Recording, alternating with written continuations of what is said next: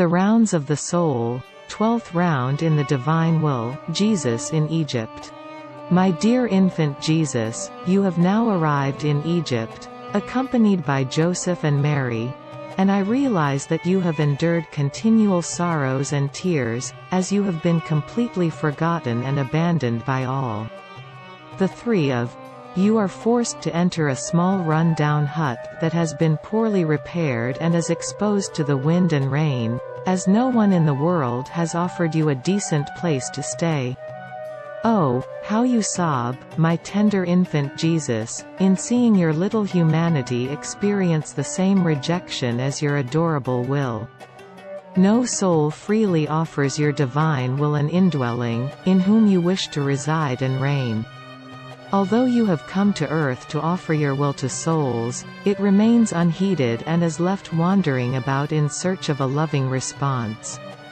For a good 6,000 years your will has entreated mankind to allow you to take up in them your indwelling, but has found no response, whereby you, my love, weep out of sorrow over those souls who reject your divine fiat.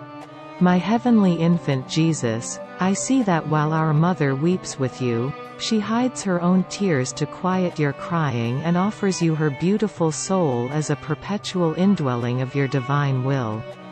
I wish to join her in drying the tears from your lovely face, and impressing my "I love you" upon every tear you shed and a loving kiss, while sobbing, upon your trembling lips.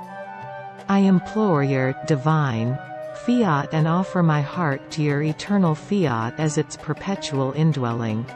My beloved infant Jesus, the center of my life, while you are residing in this small run-down hut, I desire to follow all of your acts and those of the sovereign heavenly lady. When she rocks you in the cradle, I want to rock you also and help you go to sleep with the lullaby of my gentle, I love you, I love you. As she embroiders for you swaddling clothes, in the thread that courses through her maternal fingers I fuse my words, I love you, I bless you, I thank you and I adore you, so that once our mother has dressed you, you may acknowledge that your cloths are interwoven also with my love that implores your divine fiat, on earth. Heart of my heart, as you begin to take your first tottering steps, I impress my "I love you" on the ground beneath your little feet so that my love may extend itself beneath them. I wish to shelter you in my arms, so that when you totter I may immediately embrace you and press you to my heart.